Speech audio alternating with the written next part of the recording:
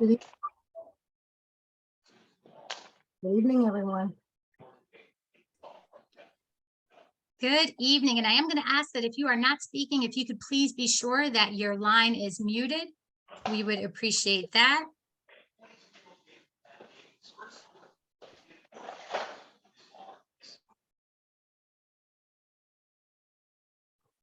Okay, my name is Kyrie Skunyon, and I am the president of the Harford County League of Women Voters. On behalf of our entire league, we just want to say thank you so much for joining us this evening. We have 62 registrants for the Board of Education Candidate Forum this evening. So we are really excited that there are so many community members who want to come out and hear directly from our Board of Education candidates. The League of Women Voters is a grassroots, nonpartisan organization. We do not support or endorse any candidate.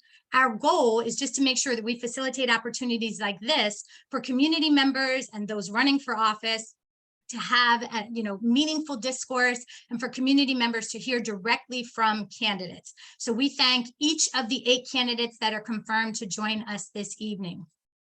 We worked in partnership with a few different community organizations that are focused on social, racial, and economic justice as well. And those include Together We Will Upper Chesapeake of Harford County, the NAACP, and the Coalition of African American Leaders, the Caucus of African American Leaders. So I want to say thank you. I know I saw a number of members from those organizations on as well this evening. So thank you all for joining us. Just a quick overview of how the forum will flow tonight. Each candidate will have 3 minutes to share their platform and priorities with you all. And then after that, we will move on to a set of questions that they have been provided in advance. So we'll go through each one of the candidates' responses to those questions. And then we'll get to the good part, right? We'll get to the part where community members are able to ask their questions as well. What we're asking is that if you have a question, please drop it into the chat. The questions will be reviewed, not filtered, just reviewed to make sure that they're appropriate. And then I'll relay all of the questions to the group of candidates. So we should finish this evening no later than 8:30, depending on the level of questions. Again, I want to thank all of the 8 confirmed candidates who confirmed to join us this evening. Every single Board of Education candidate was invited to join us, was asked to join us, and was encouraged to join us so that they could share their platform and priorities with you all. So we appreciate the 8 who were able to make the time this evening. So without further ado, want to turn it over, and how we'll go through from a candidate perspective is we will go by district, and then we will go alphabetically for those districts that have more than one candidate who is participating this evening. So without further ado, I would like to turn things over to Stephen Populo from District A. Hi, good evening. First of all, I wanted to thank you for inviting me to this forum tonight. And I guess there are a number of things that I have decided to make my platform. One of the biggest things has to do with special education. As you may or may not know, special education funding is really limited.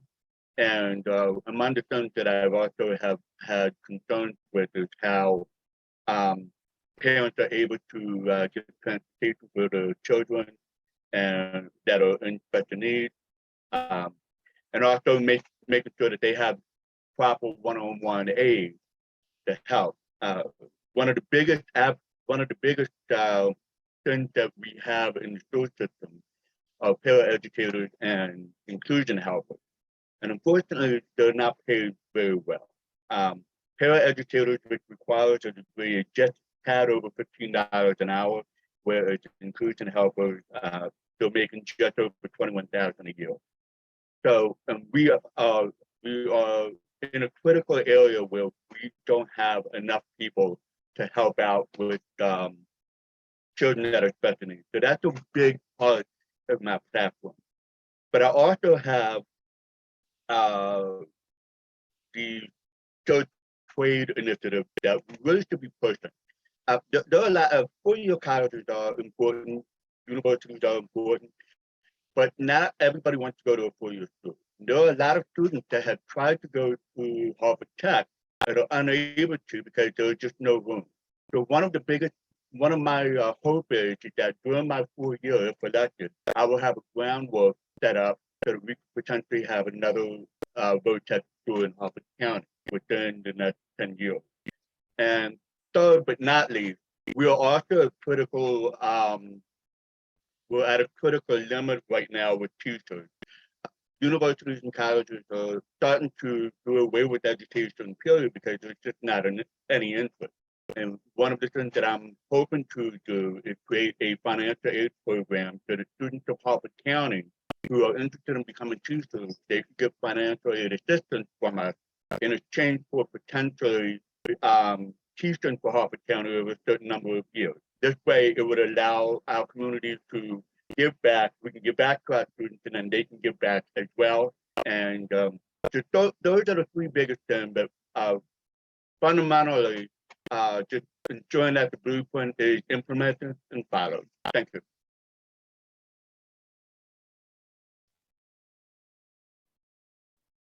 Okay, thank you so much, Stephen. At this time, we will turn it over to Wade Sewell. Hello, everyone. Thank you for having me. I am a lifelong resident of Harford County District B. I attended Youth Benefit Elementary in Fallston, and I'm also a graduate of Fallston High. I am a parent. That's how I come to the board, as a parent and a volunteer for the school system. And I'm also now a substitute teacher for the last couple of weeks. So that's been great. This is my third week substitute teaching. As far as education, my educational background, I attended Drexel University in Philadelphia, where I earned both a bachelor's and master's degree, Master of Science degree. I also have an MBA from the University of North Carolina with a focus on supply chain and sustainability. I am the parent of 2 children at Fallston Middle School, and I've been a small business owner now for 20 years in Harford County. So as far as my platform goes, there are 4 really main areas that I'm looking at. One is parent engagement. I think it's really important for the Board of Education to listen to and act on the concerns of students, parents, and teachers. That's a top priority of mine. And I also, my second area would be world-class opportunities for students. I will always look through the lens of providing the very best opportunities for our students. Our students compete with students from around Maryland, the US, and the world. So we need to make sure that they're prepared to compete effectively with everyone. Third would be supporting our amazing educators here in the school system. And I will always work to create an environment that is supportive of our educators and the teaching profession in general. We need to carefully listen to educators, understand their needs, their concerns, and make changes accordingly. Educators are the lifeblood of the school system, and I look forward to making sure they have the resources they need to excel. And the last area that I'm really concerned about is our facilities and curriculum. So want to make sure we're making the right investments there. We need to have top-notch facilities in our county to make sure that our class sizes are in line with best practice. The right spaces are available to support the diverse needs of today's learner, and that classrooms are equipped with current technology, and that our facilities are efficient to run, that they cost the least to actually run. With that, I appreciate the opportunity to speak with you tonight, and I appreciate all that the League of Women Voters and the NAACP does for our county. Thank you, Wade. And now we'll turn to Carol Mueller. Hi. I want to thank you again for having us all here tonight. Just to give you a little background quickly, I am a lifelong educator. I have over 30 years experience, and I started out as an instructional aide and now have a PhD in curriculum instruction, ended my career teaching at Harford Community College. So a lot of varied experiences along the way. I guess my top concern as far as the platform goes is school safety. I'm very concerned about things that have gone on around the country and how our schools can remain safe for our students so that they don't have anything to worry about while they're in class. We also have a lot of mental health concerns, and tied along with that is bullying. There's been a lot of bullying going on in the schools, and cyberbullying is a big thing. And so a lot of education needs to be done for that. The school system is working quite hard in those directions right now. We also have the blueprint for Maryland's future that's coming up right now. Big focus on that. A lot of expenses for the school district and a lot of money being infused into the system also. I feel it's extremely important that we have people that know how to handle that budget and to make sure the money goes to the best usage as it can to help our students here in Harford County. Along with that, I heard Wade mentioned teacher retention, or I'm not sure Steve or Wade mentioned teacher retention, and bringing up, we already have a program for homegrown teachers for students in Harford County to become teachers, to go into the teaching profession. But I think it's extremely important, especially with the special education and the para educators, that we make sure that we're competitive in our salaries in order to keep them here. And the last thing I wanted to mention is financial literacy. I think that it's important that we have financial literacy courses available for our students. I think that's one area that a lot of children get out of school and they don't know how to handle their finances and how to save money and do things that are going to secure their future. So those are the topics I'm running on right now. Thank you. Thank you, Carol. Now we'll hear from Arian Grubb-Kelly. Good evening. Thank you so much for the opportunity to be here this evening. My name is Ariane Grubb-Kelly, and I am running to keep my seat on the board for District D. I have over 20 years experience working in various fields of education. I've held many roles as being an educator. I have developed curriculum, created and facilitated professional development and teacher trainings. I attended University of Delaware and received my bachelor's degree, and I have a master's degree in education from National University.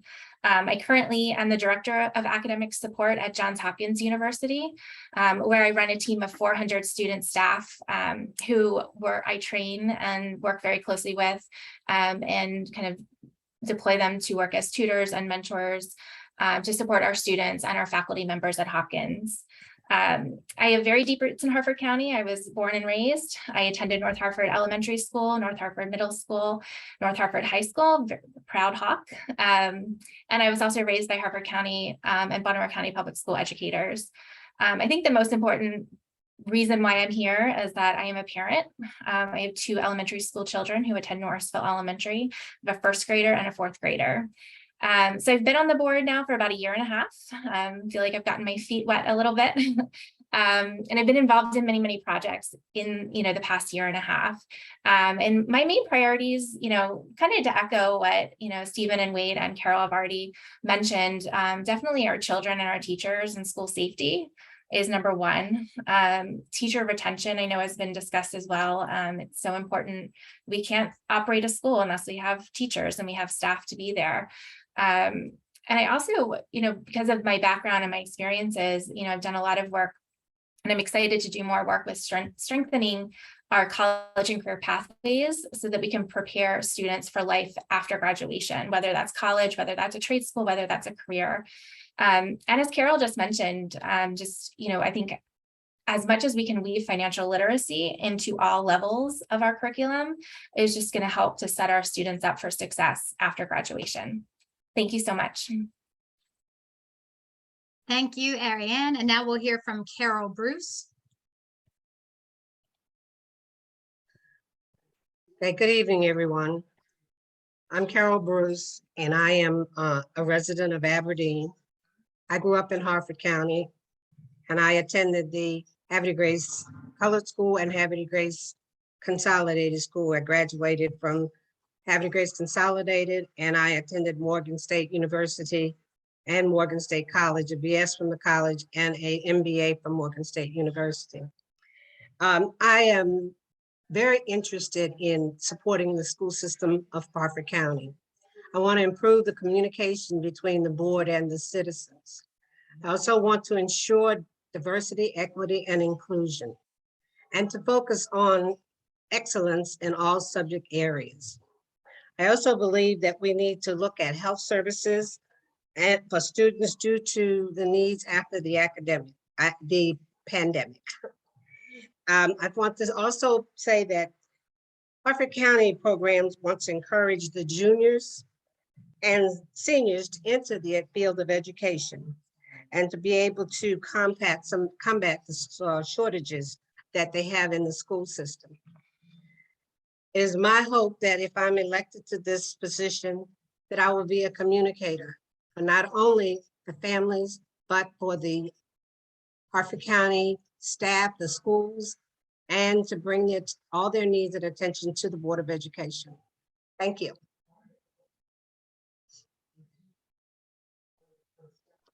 Thank you, Carol. We'll now hear from Diane Alvarez.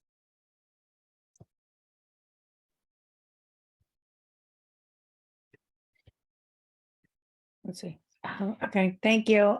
First, I want to thank the League of Women Voters for the opportunity to address the community and for all the people that are attending here tonight. I'm Diane Alvarez, and I'm the candidate in District F, which is roughly Haverty Grace, APG, and the Belcamp area. I'm married to Jorge. We have raised 2 boys, both graduates of the Haverty Grace High School and went through the Haverty Grace school systems. And we enjoyed the laughter of 2 grandchildren by my older son, who is married and now living in Florida. I know that education starts at birth and it never ends. And the parental role is at each stage of development is essential.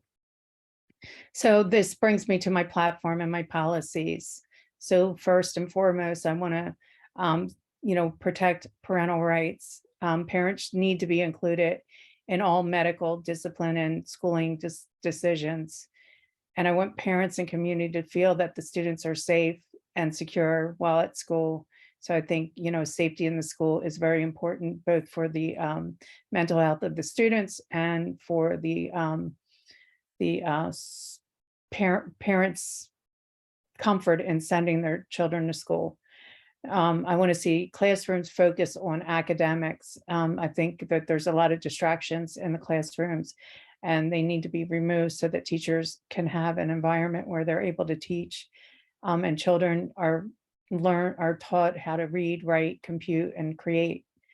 I believe our schools should provide an education that unlocks potential of each student. That is their vocation. They need to be exposed to a variety of vocational paths early in education. I think all too often, our children are directed at college, and college is not the path for everybody. And, the vocations get neglected. And we also need school administrators and governance bodies and association unions to be accountable for expenditures of tax dollars. So we need to make sure that our tax dollars are wisely used and are being used on the right things. So it's no secret that the Maryland school performance has been on the decline. So I asked for a vote for me. So I'm a hard worker and I'm dedicated to turning our schools around. Thank you. Thank you, Diane. And finally, we will hear from Sharon Jacobs. Yes, good evening.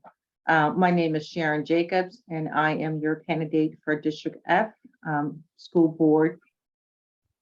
I am a 10-year resident of Harford County. I relocated here in 2010 from Fort Monmouth, New Jersey. I am a U.S. Army veteran, community supporter advocate, as well as a community collaborator and leader. My educational background, I have a Bachelor of Science degree in Industrial Engineering from Georgia Southern College and a Master's of Systems Acquisition Management from Naval Postgraduate School. My platform for District F is to be united for excellence in education. I have 3 key initiatives: quality education, fiscal accountability, and governance transparency. I believe that being united for excellence in education supports the concept of different viewpoints, difference in opinions, but agreement on all for what is best for the greater community. I believe we need a school board that is willing to work together to achieve the greatest results for all the students, regardless of gender, race, or disability. It is my belief that when the community comes together and works to support the students, we excel in quality education. Our national politics is very divisive, and these antics are being displayed in our children, in school, and in the streets. As adults, we must exhibit behaviors which we want our children to emulate. So we are better when we communicate, listen, and discuss viewpoints. I believe that quality education begins at home. It begins with the parental involvement, the responsibility to teach your child to respect adults and to respect other students. It begins with your students being prepared for their classwork and being ready to learn. Yes, we do have class sizes that are too large, and we need to better manage that. I believe that a quality education leads to a better mental health stability and to school safety programs. My other initiative of fiscal responsibility, I believe that the community should be aware and have input into the school budgets. Governance and transparency, I believe that as a community, everyone should know the details, all taxpayers should know the details of the school budget and how the budget is being ran, and be a part of the process. Thank you to the Women of League voters, to the Caucus of African American Leaders, the NAACP, and all other sponsors and supporters for this event tonight. Thank you. Thank you, Sharon. Okay, at this time, we will now have questions that all candidates have been provided with in advance of the meeting. So we will now hear answers to those questions, and we will highlight all candidates on screen.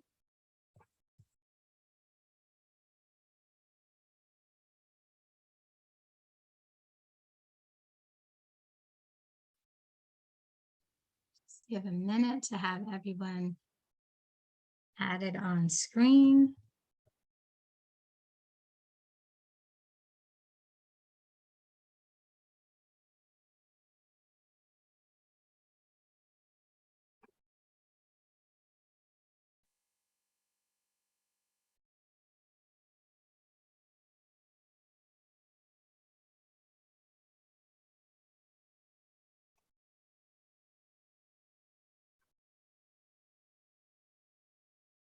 All right. So you all should have received each of these questions, and I just ask that you please keep your answers as succinct as possible, 90 seconds or less for each one of the questions. And we will start with Stephen with the first question. What do you see as the primary work of the Board of Education? Well, first and foremost, the primary goal should be progress for our students. And I know a lot of times we think that the way things are done in the past is the right thing to do, but times change. For example, you have some outdated policies within the school system that needs to change. For example, the class sizes are just ridiculous, and I know that we try to make it so that we can try to make it so that we get everybody caught up, but we also need to ensure that, especially in the area of education, our IEPs are getting followed. One of the biggest complaints that I've gotten from parents of special needs children is that their IEP plans are not being followed, not by the teachers. The teachers have been wonderful, but from the administration. So for whatever reason, and it seems like the that seems to stop and end there. So that's one of the things. But honestly, the progress of our students' education and the safety are really the primary purpose for the Board of Ed, and ensure that they have the skills needed to learn and go through life. To me, that should be the primary focus of the Board of Education. Okay, Wade, same question. What do you see as the primary work of the Board of Education? Yeah, sure. So I think we just simply need to go back and look at the vision and the mission of Harford County Public Schools. So there's a reason why we have that. So the vision of HCPS is to inspire and prepare each student to achieve success in college and career, right? And the mission is that each student will attain academic and personal success in a safe and caring environment that honors the diversity of our students and staff. Okay, so we may need to revisit that over time to broaden it or to update it, but to that end, the Board of Education must work to facilitate the success and advancement of every student. We need to break down any barriers to success for the students and the educators, and that we ensure that the resources are in place. That's personnel, educators, administration, and staff, that the educators and students have the materials and the top-notch curriculum needed to compete with students from top-ranked school systems around the country, that our facilities can accommodate the students with best practice class sizes, that our facilities continue to evolve, stay current with the needs of an ever-evolving student population, and that our facilities are safe for all the students and educators to work in. And then finally, of course, mental health is a very big concern of mine, and we definitely need to work towards that for our students. Carol Mueller, same question. So I took this question way too literally because the purpose for the school board being there is budget and policy. That's what school boards do. So I'm kind of, all the other things are kind of like platforms, things that you want, extra things going on. We are advocates, and that's one thing I take very seriously. I have community members, I go to community meetings, I have people tell me the things, and I bring those back to the school system. We also hire the superintendent, but budget and policy is what the school board does. And so where you put your money is how you get some of these other issues resolved that people are talking about. But advocacy, I listen to parents all the time. I answer emails constantly. That's what I do. People are always asking questions. I bring them to the people who can answer them. I don't always know the answer. That's not always my purview, but I do try to hook them up with the people that can answer those questions for them. So that's it. Okay, and Ariane, same question. Sure, thank you. I think I took it a little literally as well, Carol. So, I think my role, I know my role as a member of the Board of Education is to represent the community members within my district, as well as the children and as well as the teachers and the administrative staff at each school. As a board member, I listen to the concerns of our community and the feedback from the many emails that we receive and conversations around the community. And I do my own research so I can ensure that I know the best way and I'm educated to respond. I think board members, we need to listen and respond to our community. Just as Carol had mentioned, we get a lot of emails, and we respond to those emails, and we read those emails just to make sure that we are in the loop with what's going on and the concerns that are coming out every day. My role is to be an active member and attend school events, as well as meet with school staff on a regular basis and advocate for the needs of each of the schools within my district. My role is also to meet with Harford County Public School staff and listen to presentations on the budget, on personnel changes, updates on policies and procedures, It's also an expectation to sit on various committees and to work with school staff and administration to move projects forward, such as the school calendar and making a decision on the school calendar. I was also part of the homework committee, and I'm currently on the Blueprint for Education, the College and Career Readiness Pathway. Thank you.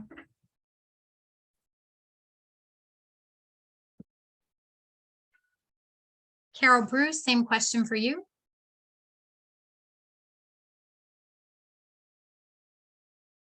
Carol, you're on mute. There we go. There you go. You know, I have observed some of the meetings with the board and some of the public comments.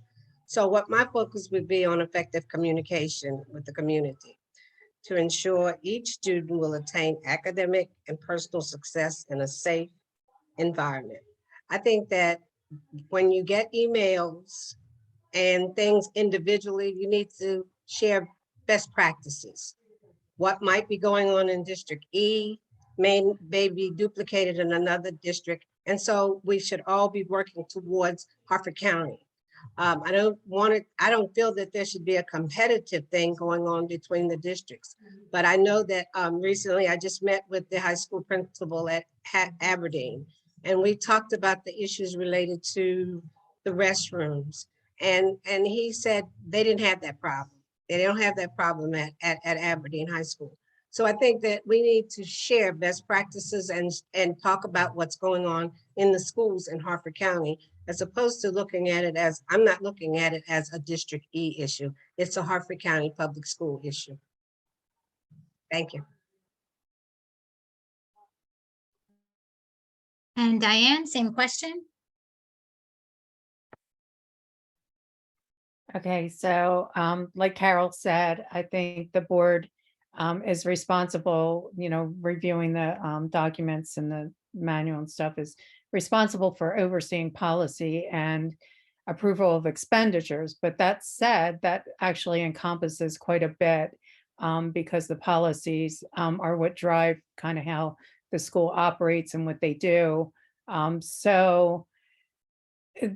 And then the expenditures, it also includes, everything that the school spends money on. So the budget is a very key aspect in where the priorities are set in our school system. So, and then that said, as an elected board member, it is also our responsibility as public officials to communicate with the constituents through involvement in activities, events, board meetings, as well as town hall meetings and things of that nature, to make sure that the constituents know what we're doing in response to their concerns. So communication is key, and policy and expenditures is kind of the umbrella that I believe we operate under. Thank you. Thank you. And Sharon, rounding us out with that question, what do you see as the primary work of the Board of Education? So I too, Kyra, was very, very literal in my interpretation of the question. So I will definitely say what Carol and Ariana said is where I was coming from. I just believe the primary work of the school board is to create those systemic educational policies for the school and to adopt the budget and approve the budget and expenditures for the school as well. I do agree with what Wade said regarding the mission and vision. We are here to uplift, support, and encourage the vision that the superintendent and the staff has put together to ensure that our students are competitive on a local, national, and global level of education once they graduate from high school. I believe, as Carol Bruce said as well, that we are to be advocates. And Carol Mueller as well. We are advocates for the students, we're advocates for the parents, we're advocates for our community leaders. And so we have to be out there and in front of our community as much as possible. I can tell you from one event, I was downtown Havre de Grace after our first Friday event, and I engaged with a mother and her middle school daughter. And I said, what would you want to see different in your school? And so she said, I would love to have a locker. So that's one of my initiatives. Okay, moving on to our second question. Is there one particular issue that motivates you to serve on the Board of Education? And we'll start with Stephen. I've been married to my wife for 16 years. She's actually a Harford County public school teacher. She just started her 20th year. And one of the biggest things that I've seen over the past 2 or 3 years, especially during the pandemic, not only her, but a lot of my friends who are school teachers have struggled. And it was during this time that there were a lot of opposition from teachers. No, I'm sorry, not teachers, from parents. And especially when it comes to things like the mask and vaccination, but also the material that will be taught in school. And a lot of times as parents, we don't see the tree for the forest. So we seem to have like we streamline one, whatever the issue's going on with the kids, that it seems to go directly with the teacher. And as a result, a lot of teachers are leaving now. And that is in no way going to prepare us for the future, because right now, the student population is only going to go up and the teacher enrollment is going to go down. We're already struggling with 30 kids per class, and we need to find out ways to work with teachers and make sure not only that they're being taken care of, but also to make sure that we're keeping it productive, not only for the teachers, but also for the students. I've seen behind the scene with how teachers were struggling, and I was really fearful of certain subset of community. So that's been the biggest thing for me, seeing how the teachers have been impacted over the past. Thank you, Stephen. Wade, same question. Is there a particular issue that motivates you to serve on the board? Sure, yeah. So I am overall motivated to be on the Board of Education by my love for our country. And I have a very deep passion for creating a better future for everyone. That has really defined me since high school. That's why I chose the career I chose, why I pursued environmental science way back, because I felt like, I wanted to do something that impacted everything and everyone in a positive way. So that is a core value of mine. I chose to be a substitute teacher a few months ago, but I went through the process. It took a little while to go through the process, and I finally was approved and started substitute teaching 3 weeks ago. And that has opened my eyes to the challenges that different communities are facing. So, we need to make sure our children are prepared to face all of the unresolved issues that we currently have in the world. Think about it. It's like, has there ever been a more challenging time? Economically, war, there's famine now because of the war in Ukraine. Even more famine. There's a disease. There's so many things that we need for our children for, and that's what I'm motivated by, is making sure they have the best opportunity to address those challenges. Thank you. Carol Mueller, same question. So I got motivated to be on the board 23 years ago. I started teaching in Harford County, and I had come here from Fayetteville, Arkansas, moved my whole family out here. And when I started teaching, they had me teaching a different subject than what I'd been hired for. And that's when I learned things about contracts and how they can change things on you. And so from that experience, you always hear about Grace is just, sorry, I have a cat that just decided to get into everything right now. No problem. No problem.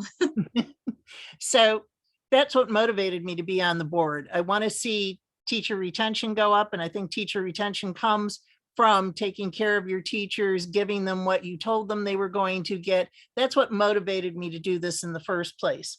Now, since I've been on the board, because just like Ariane, I got appointed partway through the term because my school board member had passed away. Now that I'm on the board, I got on the board 2 weeks before COVID hit. And so we had the lockdowns, we had, it was all my fault that we had masks. It was all my fault that we closed schools down. I've heard this over and over again. I want to repair some of that damage. I want to be here to help rebuild the system as it comes back. And I want it to come back better than it was before. I really feel strongly that people haven't had an opportunity to see what I can do and to see how we can move forward because of all the other noise that we had going on during that situation with the whole COVID thing. It was our first pandemic. It was the first pandemic for everyone. We did the best we could do at the time. Some people didn't think that was good enough, but that's okay. I want to rebuild those bridges with the parents, with the families, and I want to help the students move forward because they did suffer learning loss. They did suffer mental health issues during that time. So I probably went over my 90 seconds, so I'm sorry. No problem. We'll now move on to Ariane. Same question. Sure. I think that, one thing that's really important that motivates me to want to continue on the Board of Education is my children. But not just my children, everyone's children. I want all of our children to have an exceptional education and to graduate and to be competitive, whether it's in a career or going to college or in a trade or whatever they decide to do. As many of the other candidates have mentioned that it's been, a really rough few years with the pandemic and with virtual instruction. As a working parent, it was really hard for me to make sure that my daughter was able to log on to virtual school and I was able to log on to the meetings that I needed to be in during that time. And to make sure that I got all of my work completed as well. So my hope is that we never shut our doors again. That's definitely a huge priority and something that I, am motivated to stay on the board for. At the university level, we are seeing the effects of the last 2 years of virtual instruction, and it's alarming how underprepared students are, not just academically, but also socially and mentally. The programs that I direct at Johns Hopkins, where we academically support students, we've seen a huge uptick in our business, including our tutor requests, group learning session requests, and one-on-one services, so that we can support students with note-taking, study strategies, kind of like relearning how to learn and how to study and how to be successful in their academics. So with that said, I am really interested and excited to continue my work with the Blueprint for Maryland's Future as a committee member to strengthen college and career pathways. And, like I said before, not just focusing because I know my expertise is in college preparation, but also strengthening opportunities for partnerships for students that are interested in going into a trade or going into a career after graduation. Thank you. Thank you. And Carol Bruce, same question. Yes, I guess my concern is for the quality of education of the students of Harford County. And also the diversity. I feel as though students should see people like them and represent them. And as I look, I'm not saying that the previous board didn't, but I'm saying that that was why I stepped up to run for this position. And I feel that I can contribute to the goals and the mission of Harford County Public School System. When I came home after my husband retired, I got involved with the Aberdeen Parks and Recreation Program because there really was the lack of programs for the students in Aberdeen. And my exposure to the school system was a real disconnect between Parks and Recreation and the school system.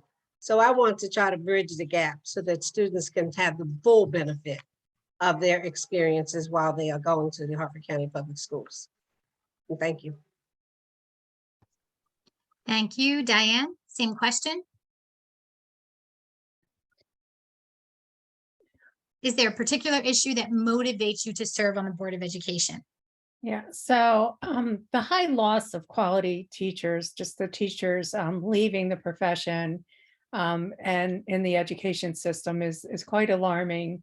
And the dramatic changes that we've seen in the curriculum, the steering away from traditional education where children are learned are taught how to write, compute, and create and read into more emotional control and things of that nature, has left our children unequipped for the workforce and unable to perform in the workforce when there is the slightest bit of discomfort. So I think this is a big disadvantage. And like I said, my tagline is a voice for vocation. I think children need to be exposed to different vocations because they're not going to be happy doing something that they're not truly gifted for and have a vocation for. So I think that is something that the schools need to really focus on, instead of like kind of, fitting a square peg in a round hole for every child. Every child is unique and different. So I think the schools need to look at that and have a plan for making sure that children come out of school with a passion and a vocation and a direction in life. Thank you. Thank you, Diane. And Sharon, rounding out that question. Yes, thank you, Kyra.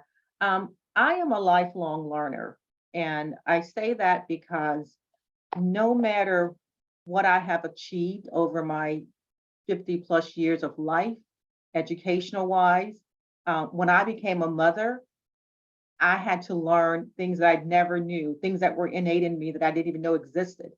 And so when I think what motivates me, it is the children of Harford County.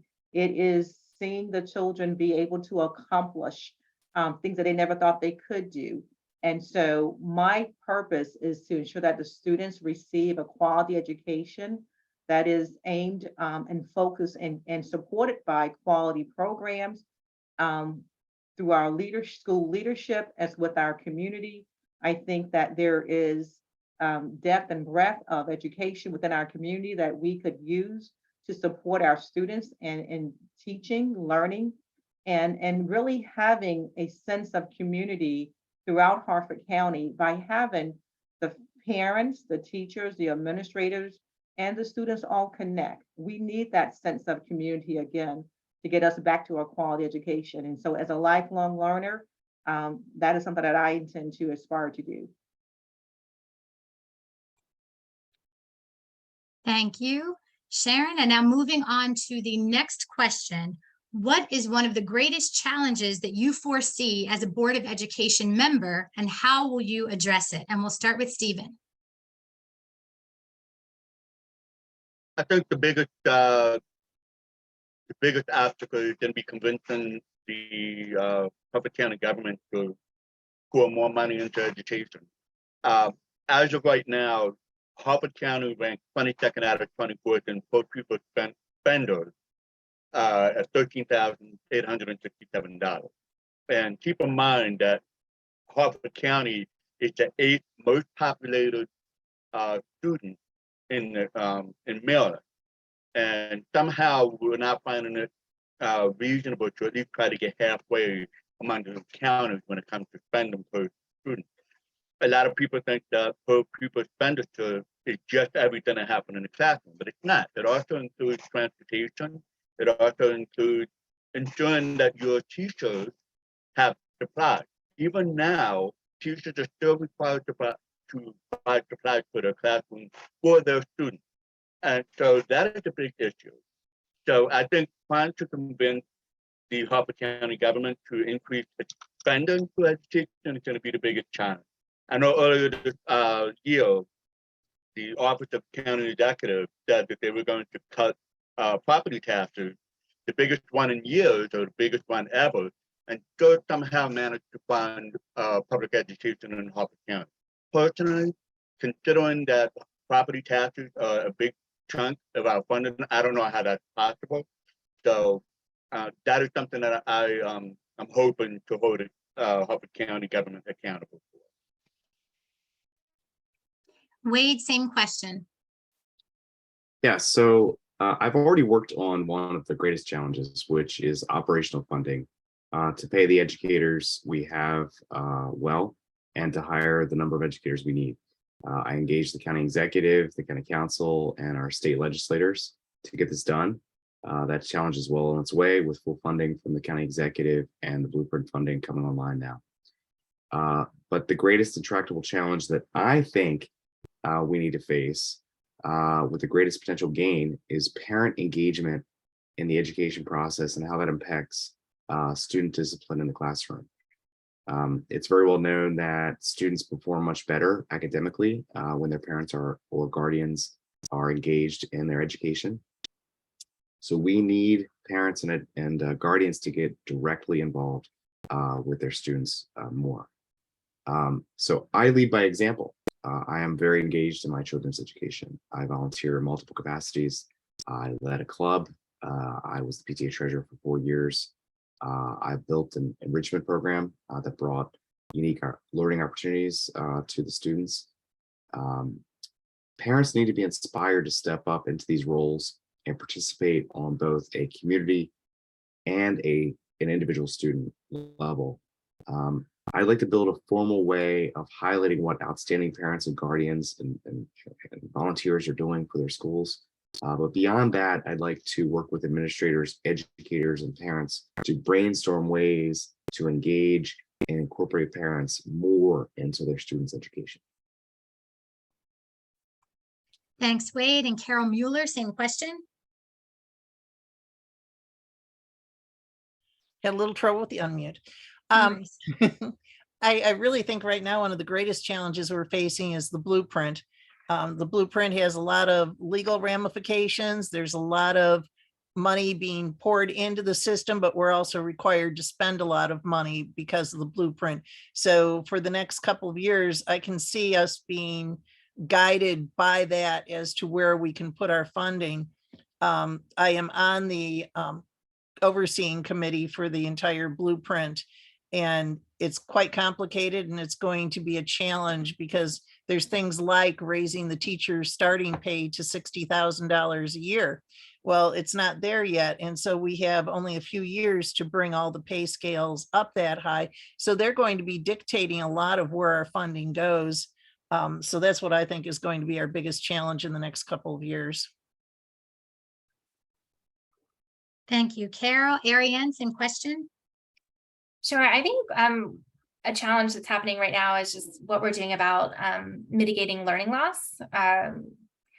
Just from the last, 2 years, year and a half or so of like virtual instruction. This is what I do, honestly, every day at the university level. I work with students and put together individualized plans utilizing support programs, such as tutoring and peer-led team learning sessions, and then as well as non-content based skill work, such as study strategies, note-taking techniques, how to overcome procrastination. What do you do when you start feeling overwhelmed? How do you get through difficult situations like that? And I know that Harford County Public Schools already has tutoring in place. My daughter took advantage of it during the pandemic, and it was great. She had a great bond with her tutor. She enjoyed the sessions. She learned a lot, and I think it was really beneficial for her. But I know that those tutoring sessions haven't started yet for this academic year. And the other issue is that they're run virtually. I think it would be great if we were, able to provide tutors at the beginning of the start of the school year, and sessions were conducted in person. You learn so much more when you're in an in-person environment and you're engaged with someone else one-to-one than in a virtual setting. So currently our tutors within the school system are Harford County Public School staff. But it would be interesting to think about bringing in more peer-to-peer support programs or developing some sort of subject-specific boot camps for children over the summer to bring them up to speed on maybe some of the information that they need additional help with. But I do think it's important that we continue to collect data around students' reading levels and their math scores, and make data-driven decisions about how to ensure that all students are receiving the best supports so that as we continue to play catch up. And most importantly, I think it's, obviously very important, especially myself as a parent, that we remain transparent with parents and provide programming and ideas that can be done at home to support this process. Thank you. Okay, Carol Bruce, same question. What do you foresee as one of the greatest challenges to serving on the Board of Education, and how will you address it? Yes, I think we've had comments in regards to the staffing and teacher shortage and how we have to overcome that challenge to ensure that the schools provide the quality of education. I think we should emphasize what it means to be a teacher, the field of education. I mean, we talk about science and engineering and we prop up all of those areas, but we need to emphasize to the students what it means to be an educator and to encourage them. A lot of students excel in subject matter areas. And when I heard Arian talk about tutoring, that some of the juniors and seniors can support the shortfall by doing that. So I think that we need to emphasize that and encourage students to help be peer helpers with other students who may be having difficulty. Thank you. Thank you. Diane, same question.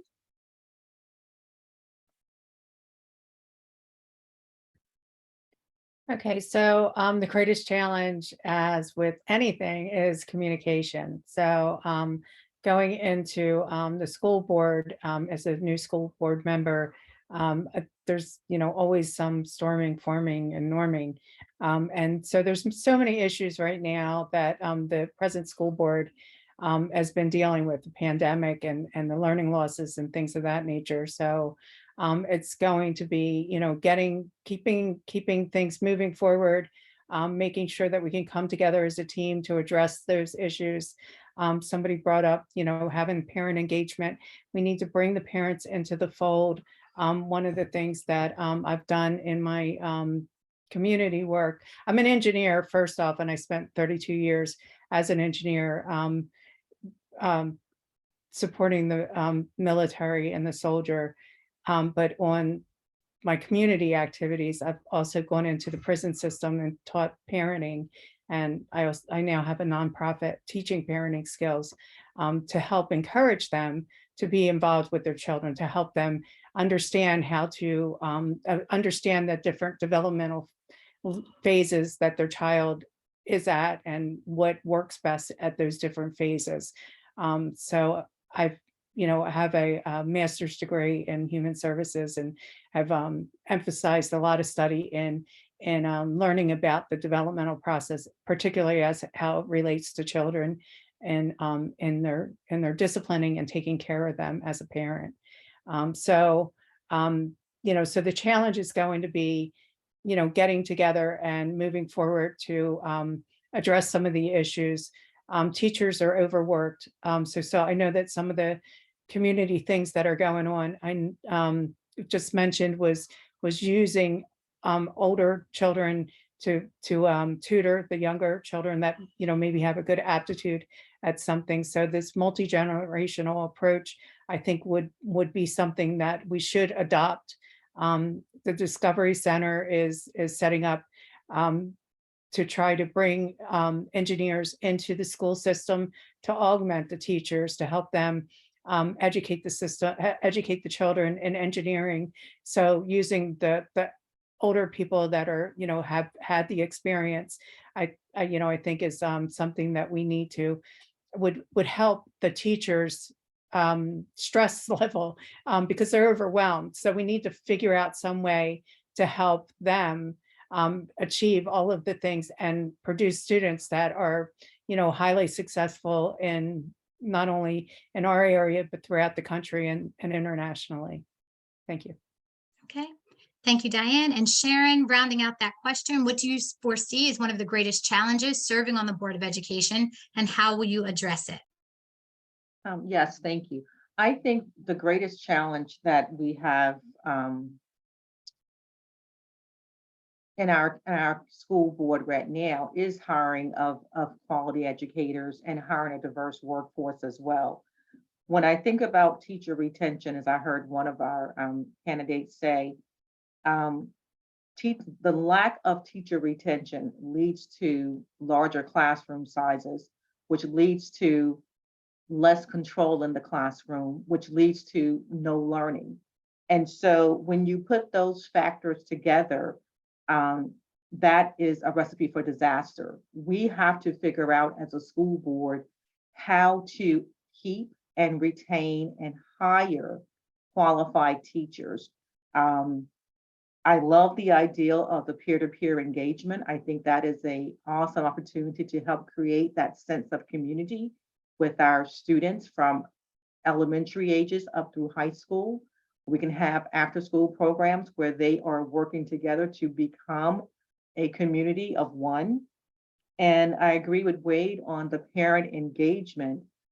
We have to engage parents more to be involved in the PTAs, to be involved in school events and activities, and to come and see how things are operating in the schools as they are available. But I do feel that the greatest challenge is going to be the hiring of qualified and quality educators to be in the classroom with our kids, because without them, there is a imbalance across the board. And so if we need to increase funding to keep teachers, we need to seriously look at how we can do that going forward. Thank you, Sharon. And now the final question that was prepared in advance by league members. So that question is, have you received any donations or endorsements from any group or groups? And if so, which group or groups? And we'll start with Stephen. Yes, so one of the first endorsements that I had received that I was most proud was by the Harford County Education Association, essentially the local teachers union, not only for the educators, but also for counselors and what have you. That was very important to me because, as I've said before, seeing what teachers have gone through over the past few years, and also as a parent, knowing, you know, the struggles that our children have had, especially with virtual learning. Everybody tried to do the best they could, but again, teachers were still getting demonized. So I wanted to make sure that my plan was to be submitted so that I have the interest of the teachers and all the educators best at heart. And the other endorsement I have received from Progressive Harford County, and that was also important because one of the things that we tend to think of as education being strictly just about learning things, but it's also about lifelong experiences and learning how to do things throughout your life. And it's right there in the word progressive, you know, private for our students, learning lifelong skills, and also preparing them for life after school. So, so those two were the biggest endorsement that I had received that I was very proud of. Thank you, Stephen. Wade, same question. Sure, yeah. So I did not actively seek endorsements or donations from groups or businesses.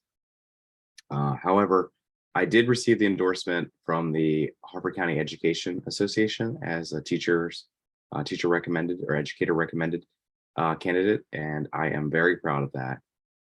I believe deeply in what our teachers are doing, what our educators are doing for our students, and that goes for the staff, the administrators, everyone that makes the school system tick. And I will always, work to ensure that they have the resources they need to succeed in the classroom. So as far as donations, I did receive a donation of $750 from the Maryland State Education Association Political Action Committee. Okay, Carol Mueller, same question. So I was also endorsed by Harford County Education Association. Sorry. That's the only endorsement that I sought. but I was also endorsed by the Sun, Baltimore Sun paper. And so I'm actually really happy with that. I did not receive any donations from any groups. Okay, Ariane Grubb-Kelly, same question. Sure, thank you. I also didn't seek out any endorsements. I did receive a donation from the Harford County Education Association, and I've been endorsed as well as Dr. Mueller by the Baltimore Sun and the Harford County Education Association. Carol Bruce, same question. Well, I was really happy when the Harford County Education Association endorsed me as a non-educator. It was exciting. And also the Sun paper. Mainly they were questionnaires that we filled out, but I was really excited about that. And as far as campaign financing, it's been my family and donations from friends. Diane, same question. So I received several endorsements. Well, first, let me, the donations, I didn't receive any donations from any large corporations or anything. I did receive some individual donations in the amount of like $500 overall. I received 4 endorsements. Yeah, 5 endorsements. So the first one I received, and all of these were basically in response to surveys, except for the one, which is the Maryland Alliance of Parents and Students, which I was just asked to be endorsed by them. And they support parental rights as well as the students, and also the respect for country and our American traditions. They support transparency. They support SROs in each school, and a classical curriculum of instruction. So, and as well as some other things.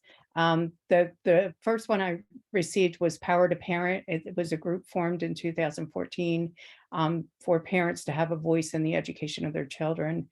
The next one was Moms for Liberty, which is a group focused on American values in education, empowering mothers to work with governments at all levels to protect the parental voice. The other one I received was Maryland Right to Life, which is an organization that works at the legislative level to protect the dignity of human life from conception to natural death. I have been a lay counselor and a supporter of young mothers that find themselves in a motherly way. I work at all levels of that parenting, from the time that they learn of their pregnancy throughout. Like I said, I'm in the prisons. I was in the prisons teaching parenting, a course called Becoming a Responsible Mother.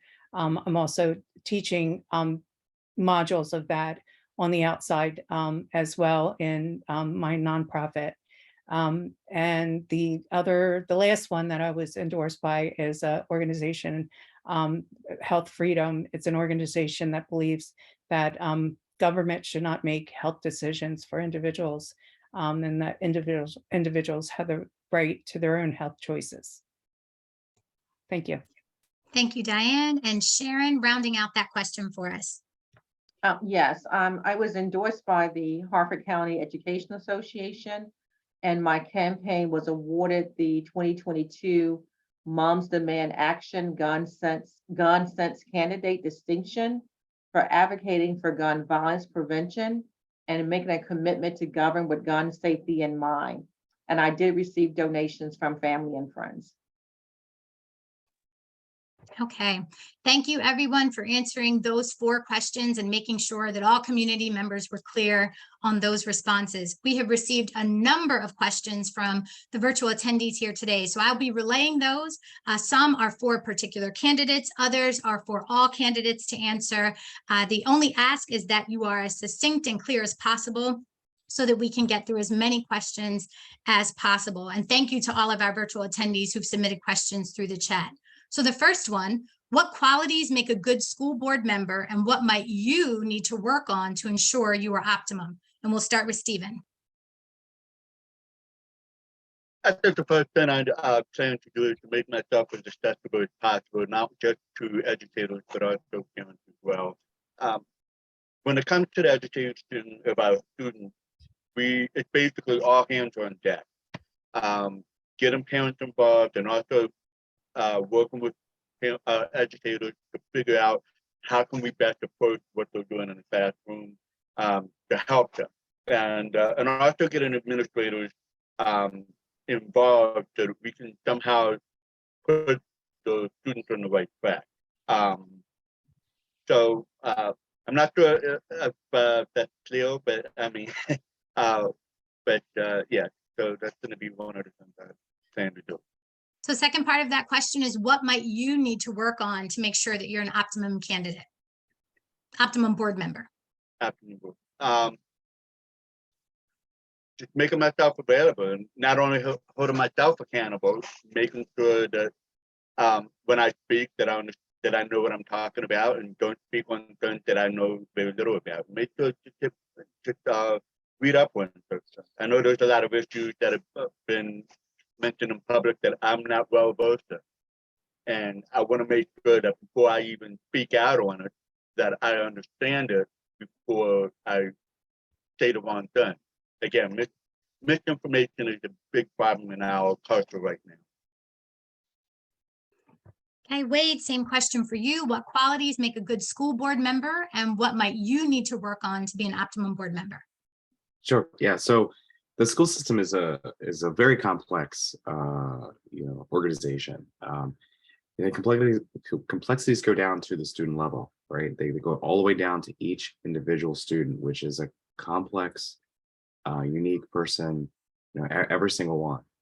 So, thinking about that, keeping that in mind, I think that the optimal school board member needs to be analytical, needs to be responsive to the public, needs to be thorough and research and understanding of issues and budget matters, needs to be technical, very technical and literate in statistics, financial, aspects, and I think most importantly, need to be a team builder. Because we need to get everyone in line, all of the key stakeholders in line, everybody on board, making sure everyone's heard, and we need to work together. We're all one Harford County working towards the same thing. So we're talking from the county executive, the county council, the board of education, and then everyone that's working in the school system. We all need to be a part of this big team. So where I really feel like I need to work on is the sixth thing here, which is being knowledgeable across the entire spectrum of best practice educational systems around the world. I'm a parent. I'm a volunteer and I'm a parent. I'm not an educator. So that's where I need to work on. And I'm a researcher by nature.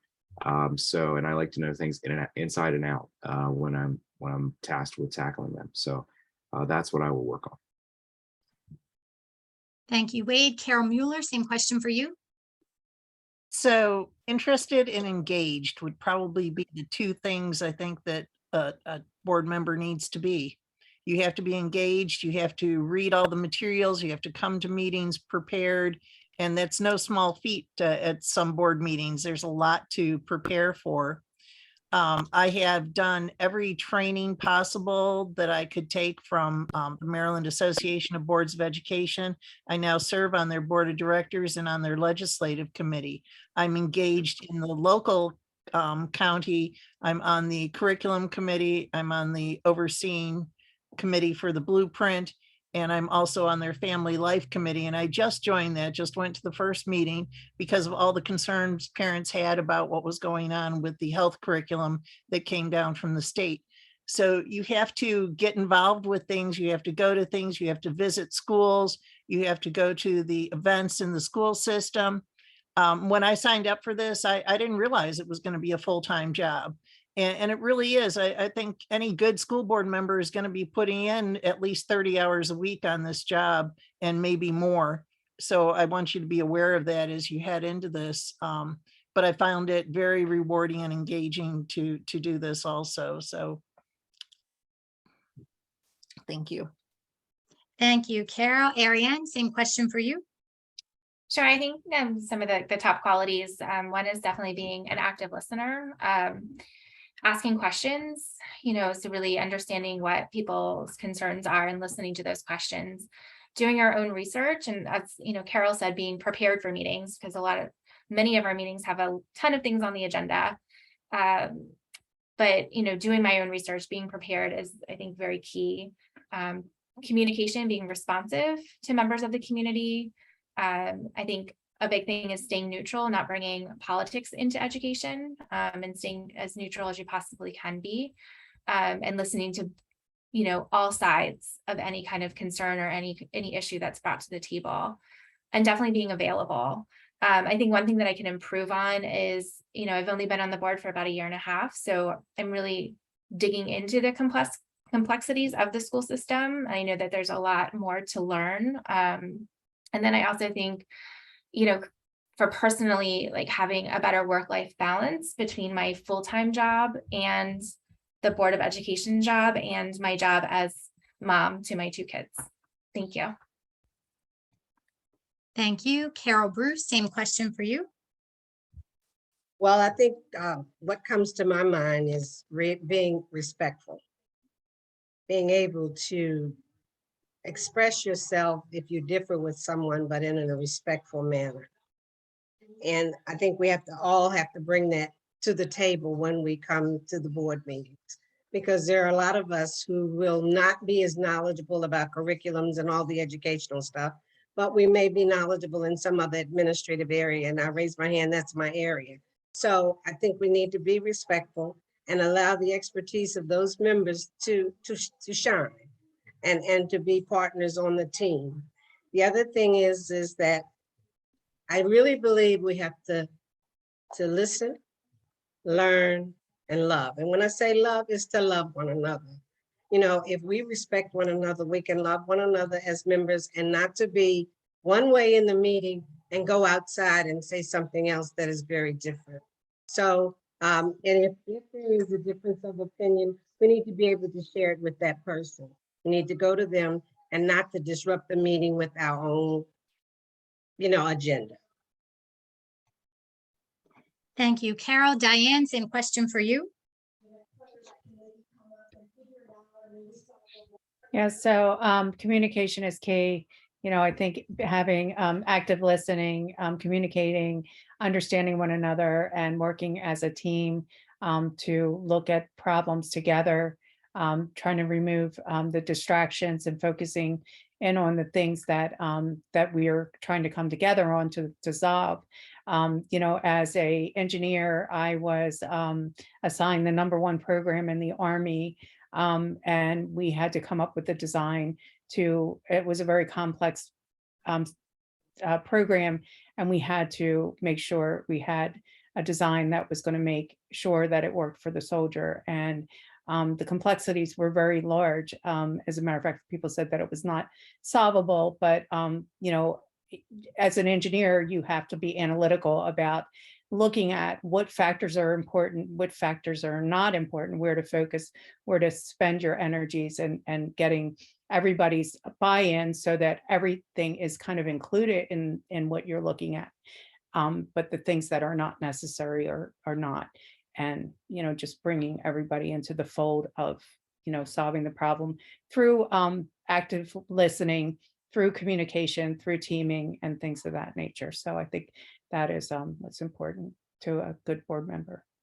And the second part of that is, what might you need to work on to ensure you're an optimal board member?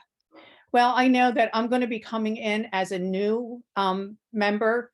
So I, want to, make sure that I can, work as, as a team player and learn from those that have been on the board, and learn from the people that have been in the system that, and I get out to the individuals in the not just on the board, but also within the school systems, the administrators, the educators that are in the school systems to try to understand the dynamics of the school, and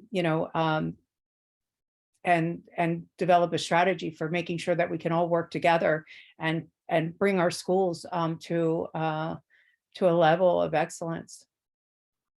Okay, thank you, Diane. And Sharon, last response for this question. What qualities make a good school board member, and what might you need to work on to ensure you're an optimal board member? Yes, thank you. I would say communication, a growth mindset, trustworthiness, and teamwork, and neutrality. I think that was one that Ariana mentioned, neutrality. We have to be neutral in our viewpoints in terms of what is best for the students. And the one area that I think I would need to work on would be becoming more knowledgeable of the processes and the blueprint for Maryland. How are we implementing that in Harford County Public Schools, as well as what all of the legalities are regarding the blueprint as well. Thank you. Another question from a community member. We have a school district that has a student population of students of color that is close to 40%, but a representation of teachers/administrators of less than 10%. There's a major disconnect in Harford County Public Schools. Why is that, and what specific strategies would you support for HCPS to increase the representation of teachers and administrators of people of color? And we'll start with Stephen. Well, one of the things that has come to my attention is how much schools tend to fight over getting people of color to work in those aspect groups. And it's because of what you said, less than 10% of educators are people of color. And that goes back to my platform of the financial aid for Harford County students that want to become teachers. One of the things that I'm hoping is that students of color who are interested in becoming teachers, and they can come back in the community and teach other children that parents that the teachers grew up with. I'm hoping that using that method will actually help with that. And I think part of the reason why we have such a disconnect is because teachers just don't have the support in. Like I said earlier, colleges and universities are not keeping education anymore because they're just not an interest in it. And you can tell by, especially over the past 2 years, how teachers have had to deal with have had to deal with everything going on in the pandemic. They're underpaid, they're overworked, and they just don't have a lot of representation for them. And that's one of the things that we really need on the Board of Ed. And so my hope is that with the financial aid program that I'm hoping to put together, that this will actually help alleviate that issue in the next 10 years. Wade, same question for you. Yeah, so I take this very seriously. It's clear that we need to do much better with regard to making sure that that the teachers, the educators, the students can bond with them very well and are inspired by them. Hopefully, as more blueprint money comes in, and the teacher salaries increase, we will have an influx of individuals who want to actually consider the education profession. So hopefully that'll be part of it. Definitely what HCPS is already doing and building on, which is recruiting from within. I think that is super important. This is one of those issues where I need to do better researching it and understanding it. Is this a HCPS issue? Is this an issue across the nation? What are other school systems doing to combat this? We're competing for educators across, our nearest competitors, of course, are Baltimore and Cecil County, and but then across the nation for educators. So why, I mean, is it a problem with our system not being able to compete? Why? Or is this, just overall a challenge? So I think we need to look at all angles of the issue, and I think it's very, very important to address. Thank you. Carol Mueller. I would also agree that it's an important issue to address, but I don't think it's just our issue.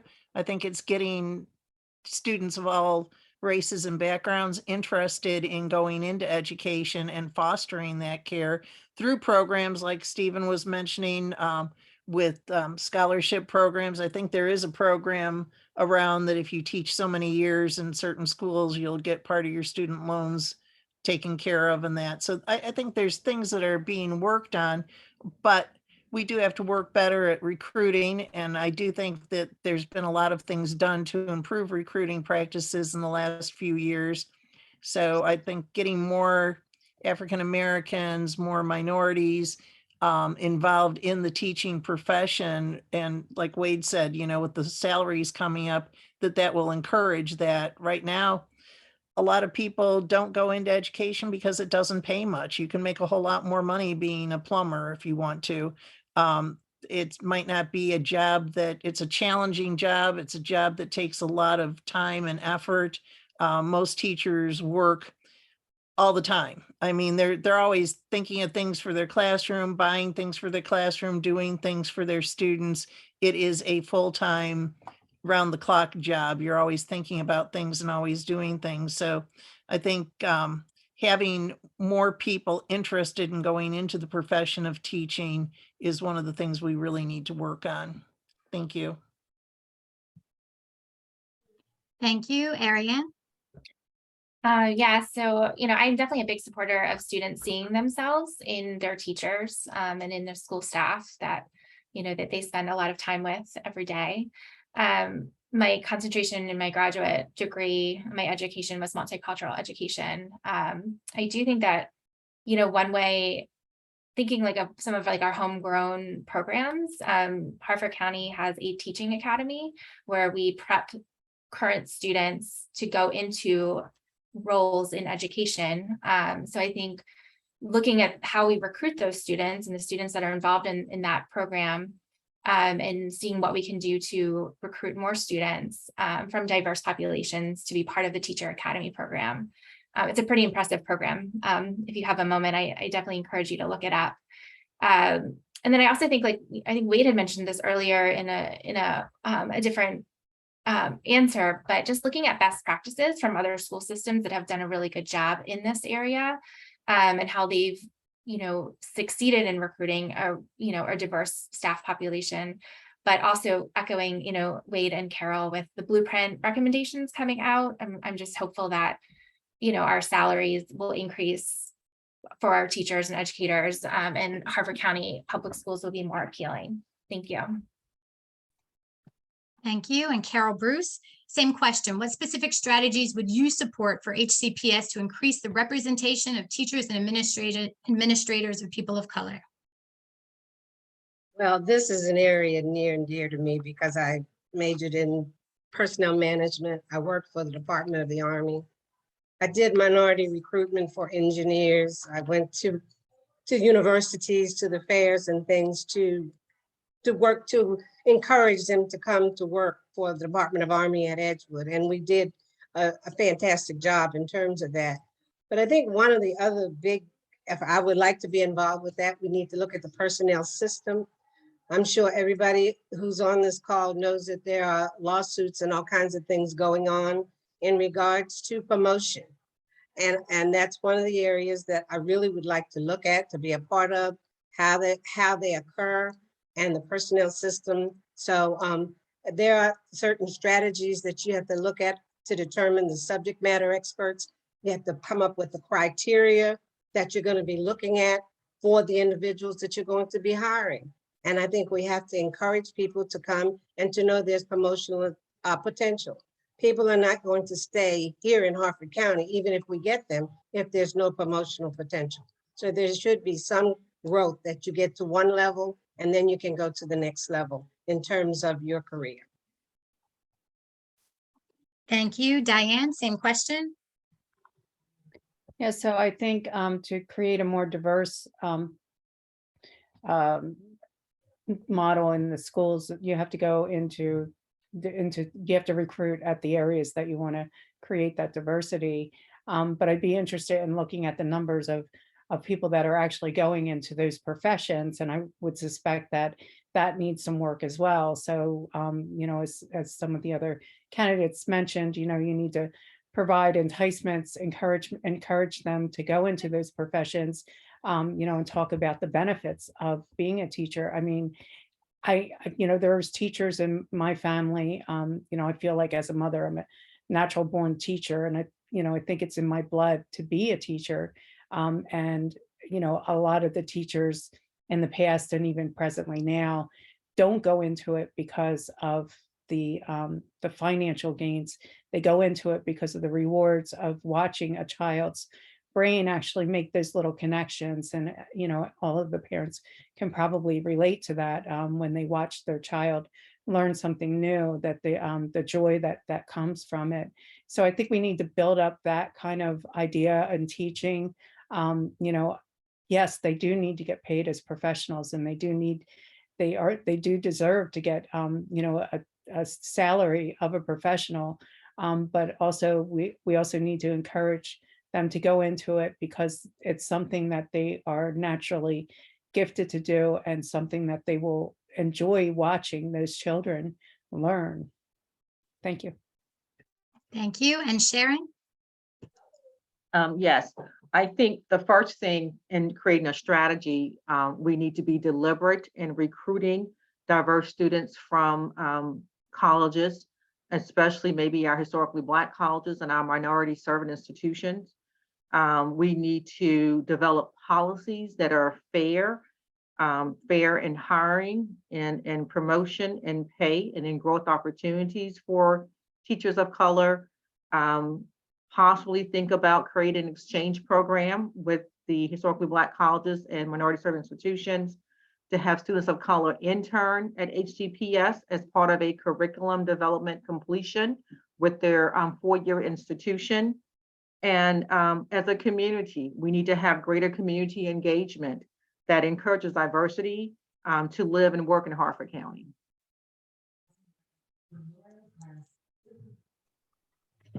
Okay, thank you, Sharon. Next question. This one is for all candidates as well. If elected to the school board, how would you respond to those calling for the banning of books that address true American history, systemic racism, and LGBTQ plus issues? And we'll start with Stephen. I'm guessing we only have 90 seconds for this question.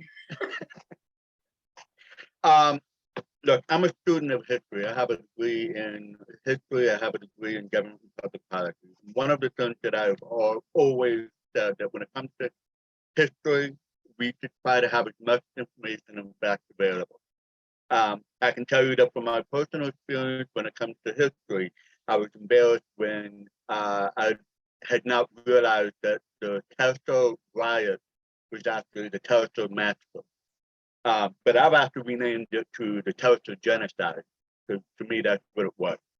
But for me, when it comes to history, it's not meant to be soothing. It's not meant to be killing. It's meant to be used as a tool so that we can understand why society is the way we are now.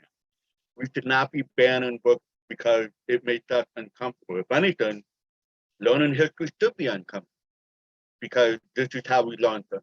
And as far as the LGBTQ community,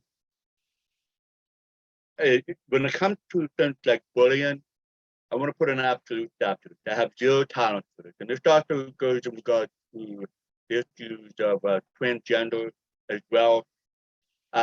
Again, major issues that we're talking in public, but even if you don't fully understand everything when it comes to that, there's really no call for treating people as if they were less than human.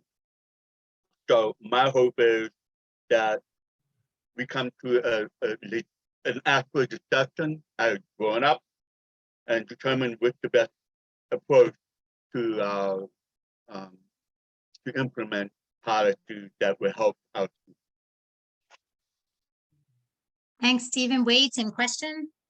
Yeah, sure. Would you mind repeating it? Because there was quite a lot to that question. Sure, no problem.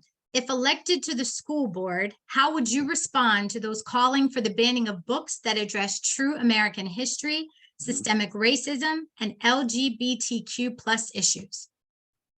Okay. Yeah. So I've been thinking about this quite a lot. And quite honestly, I don't have a complete answer for this yet. You know, I hear the parents at the board meetings. I see things that are posted on social media, and I try to figure it out. You know, I try because I want to meet everyone where they are. I want to understand why they think or why they think things they do. You know, what their perspective is. You know, I'm a parent. I'm coming to the board as a parent, and in our family, we openly discuss basically anything. You know, I don't. I believe that that's the best way of making sure my kids are safe. You know, as they age, is for us to have the most open and honest communication about everything. I don't believe that censorship has any place in the United States of America. You know, there needs to be the free flow of information. And I also believe that, you know, public schools are, I mean, they are that. They are public schools. They are for everyone. So everyone that comes to them needs to feel safe. They need to feel like they're in a welcoming environment that's conducive to learning, and giving them the opportunity, all of the opportunities to make, so they can excel in life. And that's everyone. You know, so if someone is uncomfortable, no matter who they are, I think we need to address it head on. You know, why are you uncomfortable with this? You know, I don't shy away from things. I want to address things head on. So that's my perspective on these things. I'm not sure if I answered the question, but that's how I look at these things. That's how I will, you know, moving forward, look at them. Thanks, Wade. Carol Mueller, same question. Well, you know, I've heard a lot of disturbing things read during school board meetings. People read out of pamphlets. I've reached out to them to find out the books that they had issues with.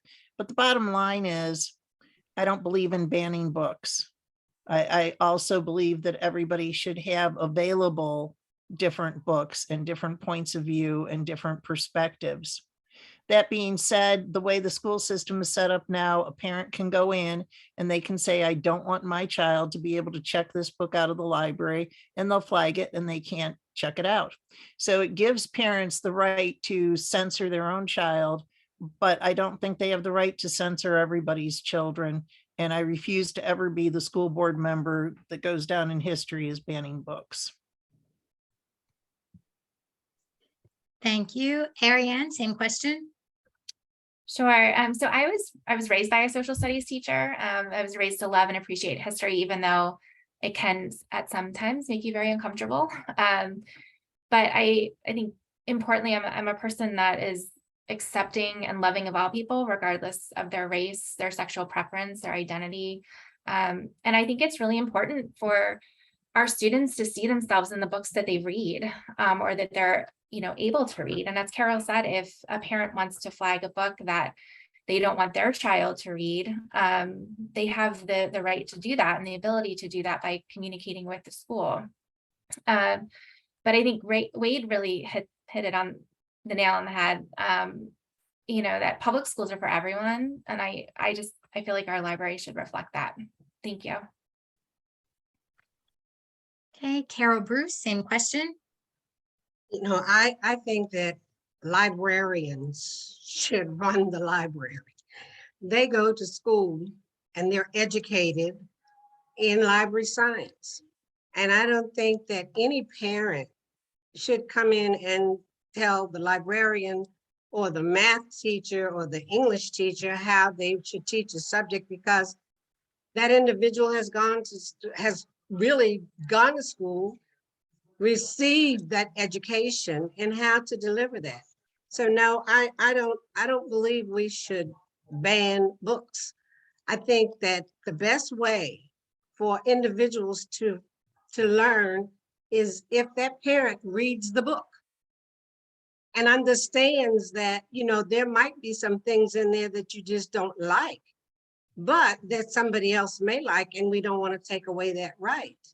I mean, as an African-American, we grew up, the school that I attended, the first school I attended had a lot of history about African-Americans. When the new school was built, the superintendent said not one of those books was going to go to the new school. And that's the Havre de Grace Consolidated School. He said nothing was to leave that school to go out to the new school. We knew, we grew up with the information. Langston Hughes came and visited us. So we had an opportunity to be exposed to a lot of things at that school. So I think we need to understand that the only way that we are going to learn and keep history from repeating itself is for us to know it. Thank you. Thank you. Diane, same question. Yeah, so I think here's the thing. I think it's about book selection and understanding the age groups that we're working with, and also the science behind learning. So I don't believe in book banning for any regard, but are we putting books in the hands of children that are not at that level of understanding what they're reading? So, you know, I think that there's a balance that needs to be had there, where we look at the books that we're providing for education, you know, for the education of our youth, and make sure that those books that we're providing provide an education that teaches them, you know, how to read properly. So I guess there's books for curriculum, and then there's the books in the library for research or for, you know, leisure reading.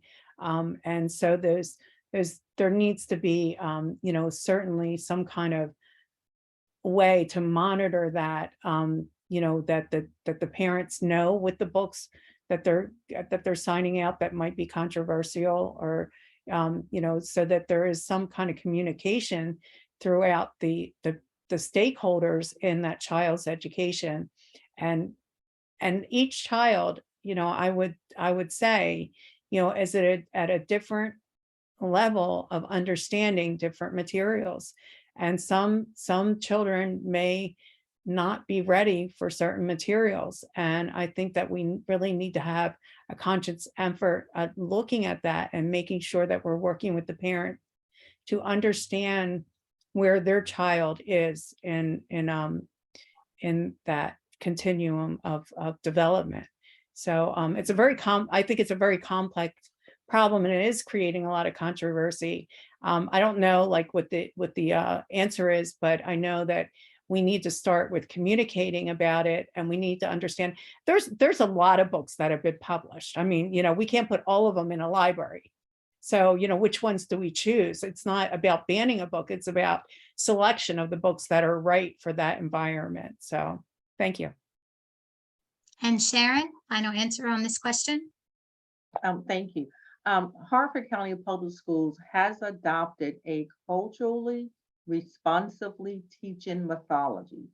And I support that adoption of their policy because it does support consideration of others and what they want to read, and how we teach those units of instruction.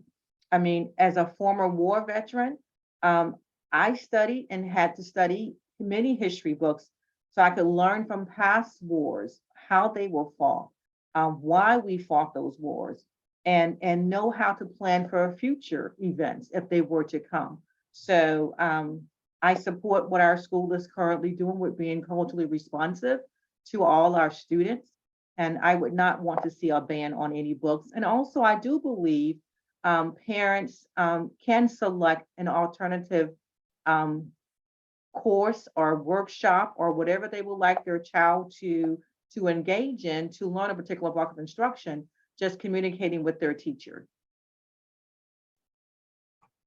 Thank you, Sharon. We do have additional questions. We are going to reverse the order of responses. So we will begin with Sharon with this question. So this community member said that every candidate he has spoken with is in favor of vocational expansion in Harford County Public Schools. What do you view as the obstacles and what will you do to bring it to fruition? And we'll start with Sharon. Okay. Yes, so vocational expansion. Haven't thought much about this topic. I know there are ongoing activities through our Harford Community College with vocational programs at the Edgewood Boys and Girls Club, the leading edge training center. I would definitely want to see collaboration between Harford Community College and Harford County Public Schools on maybe having students go through those non-credit courses to get vocational certifications as one. And possibly looking into a youth bill activity that allows for vocational credit program in Harford County Public Schools. Thank you, Sharon. Diane, same question. Could you repeat the question, please? Sure. Every candidate has spoken in favor that this community member spoken with has spoken in favor of vocational expansion in Harford County Public Schools. What do you view as an obstacle and what will you do to bring it to fruition?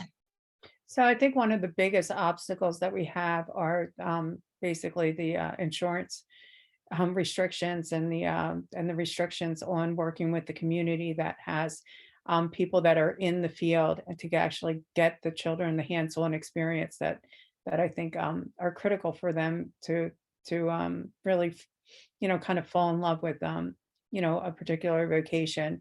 So there's school book knowledge and then there's the hands-on knowledge. So I think that it's a big obstacle if the children don't actually have the ability to work with people in the community that are working in the field. So I think that's the biggest obstacle. Thank you. Thank you. Carol Bruce, same question. Yes, I think that we are missing out on an unused resource in terms of the military and some of the programs that are out there. And I know that when I worked at Aberdeen Proving Ground, they had carpenter shops and they had all kinds of plumbing shops. And I know a lot of that has gone out to contractors. But I also think we need to look at the Route 40 Business Association in terms of things that they do. And in order to include the students and get some type of intern programs or even credits for them to earn while they are observing and participating in some of the trades. Ariane, same question. Yeah, this is an interesting question. I was just on a call last week with the Blueprint Committee for College and Career Readiness Pathways. And our homework was to find somebody in the community that we could create a community partnership with to create an apprenticeship opportunity for students. One that was just, I know a lot of have come out of Harford Tech, but with all of our magnet schools, we need to be able to, have students have those real life hands-on experiences, because if this is a career or something that they'd like to go into, it's important to get that real world experience so that that you really want to put that effort in to actually do that career and move forward with that decision. But one of the community partnerships that we just learned about was a Harford County Public School student who graduated I believe from Harford Tech. They opened a dog grooming company in like a small local owned company in I believe it was Aberdeen, and there's two North Harford high school students who are apprenticing there. So I think that if we can continue to build that and to reach out to our local community and increase those apprenticeship opportunities, I think that is the key to be able to provide those real world experiences and expand the vocational programs. Thank you. Carol Mueller, same question. I think there's a lot going on right now. I think, as Sharon mentioned, the Leading Edge Center, the internships that Ariane mentioned, they give credit for the non-credit courses at HCC for students, and they're making transportation available, and they're trying to encourage more students to take those courses. So there's a lot in the works right now. I was a little surprised actually when Mr. Popolo said that he wanted to open another VOTEC school when we have all these other opportunities coming together. No need to reinvent the wheel when we've got programs at HCC that our students can go to and get the credit and get that hands-on experience. And as has been mentioned before, internships and apprenticeships are so important. And I think we're seeing more and more of those opportunities coming to our students. So I think we're moving quite rapidly in the right direction on this. And as Ariane mentioned, the blueprint is encouraging at the career pathways that we're not just looking at every child should go to college. We're looking at things that students can do right when they get out of school.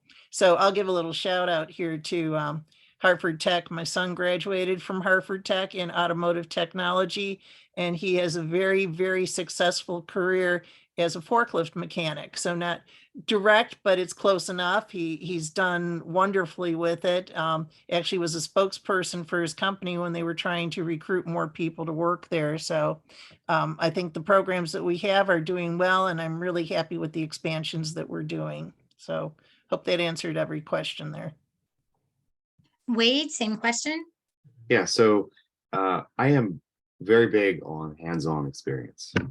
I love working with students, giving them opportunities to be hands-on. So interestingly enough, I substituted at Boston High School last week, and I was shocked because I graduated from Boston High School. I was shocked when I walked through what used to be the industrial arts area. There's 4 large rooms there that for industrial arts, and all of the tools are gone. We used to have a metalworking shop, 2 woodworking shops, and a drafting shop. And the three woodworking and metalworking, it's gone. There's nothing there. There is a drafting lab, but all the old drafting tables are gone, and it's just flat tables now. So they work in CAD mainly now. So I don't know what happened in the last 30 years. It's been 30 years since I've been at Boston. But that was disturbing to me because I think that the kids really need hands-on experiences. I think we need to have maker labs. We want to make our kids need to be doers. Like our kids need to know how to, just like financial literacy is super important. I think students need to know how to fix things. They need to know how to work with their hands. They need to know how to take care of a house. So I think it's super important. So getting back to the vocational expansion, I think as we build this program with its successes, more employers are going to look at those successes and then come on board. It's one of those things where you can't go to 100 miles an hour the first year. It's going to take some time to build that. But I think it's very important that we do build that. It's a bridge for our students to the future. It's a way for them to try things and see if they like it before they get out into the real world. So yeah, super important that we work to expand vocational experiences. Thanks, Wade. And Stephen, round us out with your response to this one. Yeah, so the biggest hurdle is going to be getting the money, because speaking with Superintendent Belton, he made it very clear that having a VOTEC or building one is the most expensive type of secondary education school to have.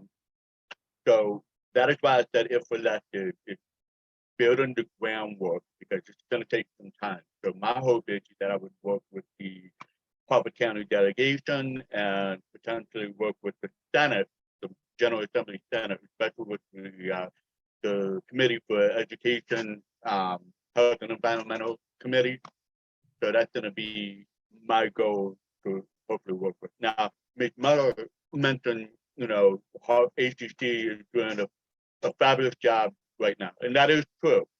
But one of the bigger problems that I've heard from parents was that VOTAC is, it's too far away from them, especially when they're all the way in Edgewood or Joppatown. So they don't always have a way of getting to that school.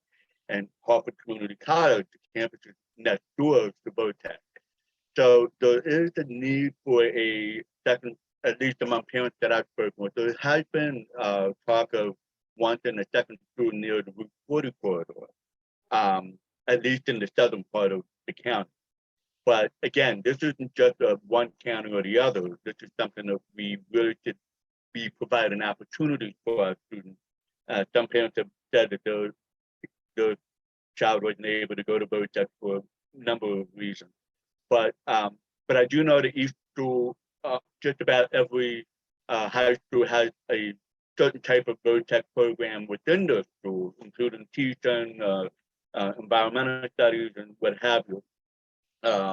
But again, one of the things that we also need to make sure is that students that want to use their hands or go into a trade, that they have that opportunity. And that's been what the blueprint has been pushed toward, to have all of our students career ready by the time that they graduate high school. Okay. Thank you, Stephen. And if you'll bear with us, we'll get one more question in. I think this is an important question as well. And we'll go in the same order that we just went in for the last question. What do you believe is the top priority for the school budget in years to come? And we'll start with Sharon. Yes, I think the top priority for the school budget is the renovation of our schools and some of the construction that we have ongoing. Some of our schools are in dire need of upgrades to become more digitally compatible, as well as to be able to offer programs to students that are being state-of-art programs that are being in commiseration with global programs as well. So I would say the construction dollars being spent in that area is what's important for the budget. Thank you. Diane, same question. So I would like to see money get directed towards making sure all of our schools are safe. Some of the schools have separate buildings where the students have to walk across the yards, and they're very vulnerable.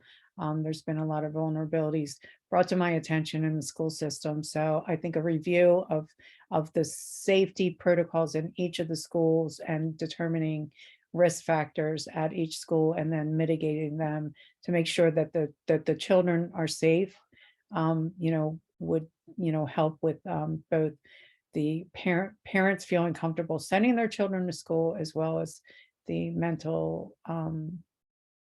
stability of the students while they're at school. Thank you. Thank you. Carol Bruce, same question. Yes, I think that the top priority would be teacher salaries.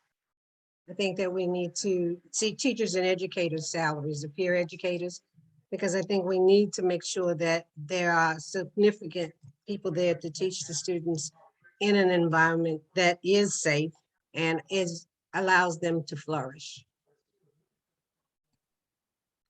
Ariane, same question. Yes, thank you. I agree with both, Diane and with Carol. I think that, sorry, my fourth grader is sitting right next to me, distracting. No problem.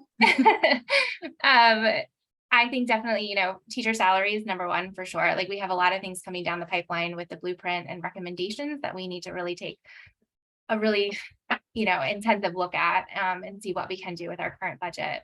But, as Diane had mentioned, just school safety in general. I have two kids.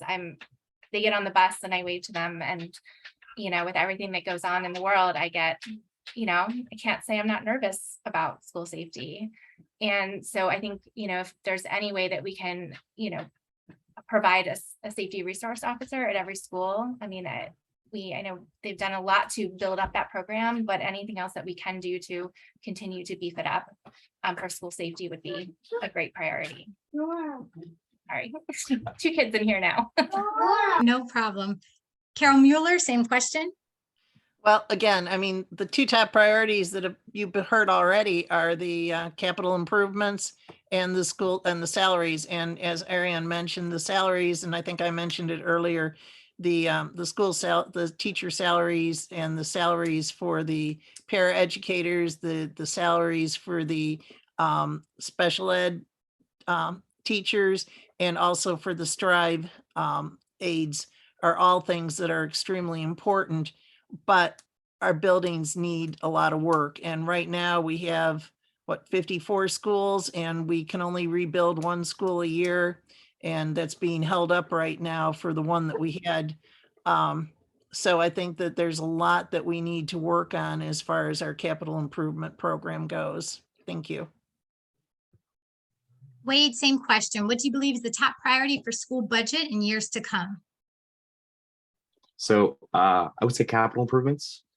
So I mean, there's a lot of things that make the school system tick, right?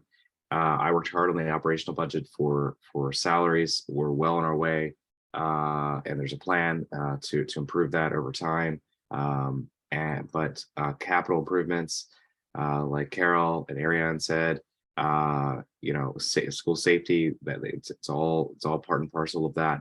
But you know, we do not replace our schools nearly fast enough.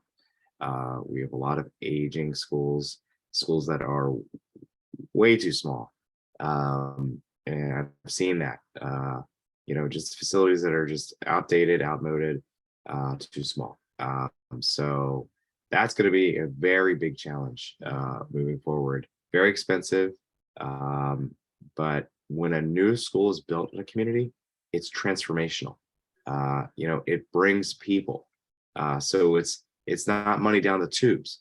It's actually building that community. It's investing in the future of that community. So I am 100% behind capital improvements. Okay. And Stephen, same question. It's actually a very tough question because there's a lot of work that needs to be done. For me, I think the first thing that we really need to, that we can fix sooner than later, is ensuring that our special educators and our paraeducators, inclusion helpers, are getting basically earning a living wage. I mean, right now there are dozens of jobs available for both paraeducators and inclusion helpers. Inclusion helpers, they work 37.5 hours a week, and they're making $21,228. That is the salary. Is this finished? Is that okay? That is the salary of a inclusion helper right now. Keep in mind, part of the job as an inclusion helper is that you're dealing with kids with special needs, sometimes violent behavior. And so they get a good brunt of a lot of bad things that can happen in the classroom with kids with special needs. That is not even $15 an hour. And it is a 10-month position, but still, $21,000, you're not going to get a lot of quality applicants. There's a reason why a lot of these jobs are still open right now. So that would probably be the short-term thing that I would fit. Capital investment, absolutely. It's really astounding that we are unable to fit schools at a much faster rate. But that's something we really should be working with the state. Hopefully we can fix in the near. Thank you, Stephen. And again, thank you to everyone on the line who made the time to join us for this forum this evening. Please, as I mentioned at the start of the forum, my name is Kyra Skunyon, and I'm the president of the Harford County League of Women Voters. We are a nonpartisan organization. We do not support or endorse any particular candidate. We just focus on advocacy, education, and engagement within our communities. And so our goal was just to do this, to provide an opportunity for community members to hear directly from candidates on such very important topics. Please take a look at all 7 candidates who are on your screen right now and keep them in mind. These are the folks who made the time this evening, who took the 2 hours to be with you here this evening. I know that I did not get to every single question that was dropped in the chat, but I tried to get to a variety of them. I want to remind you, the League of Women Voters has a voter's guide. It's vote411.org, where you can hear direct responses from candidates on a number of different issues. And this is at all levels of government, state, local, all levels of government for those running for this coming election. You know, John Lewis said it best. He said, the vote is precious. It is the most powerful, non-violent tool that we have in a democratic society, and we must use it. So I encourage all of you, whether you are voting early, right, and you're voting now up until I believe it's November 3rd, or you will be voting on election day, please make the time to get your voting plan together. Be informed, use the resources and tools that you have available to you to make the most informed decision for your candidates. A special thank you to every single candidate who joined us this evening. I also want to say a thank you to the organizations with which we collaborated with, the Harford County NAACP, Together We Will of Harford County, Upper Chesapeake, and the Caucus of African American Leaders. And I would be remiss if I did not acknowledge the ladies of the Harford County Alumni Chapter of Delta Sigma Theta Sorority Incorporated for their support as well, and for their attendance and for spreading the word about this forum. Thank you so much. I will post the recording on the Harford County League's page as soon as it is available, so that all of you will have that to share and to pass along to those who may not have been able to join us this evening. And thank you again for joining us for this forum. We really appreciate it. Have a great evening. Thank you, Kyra. Take and all care, of you. everyone. Thank you Good so night, everyone. much. Good night, everyone. Thank you. Great Good night, job. everyone. Thank you so Thank much you. for joining. Thank you. Good job, Night, everyone. Good Thank night. you. Bye. Good night. Tara.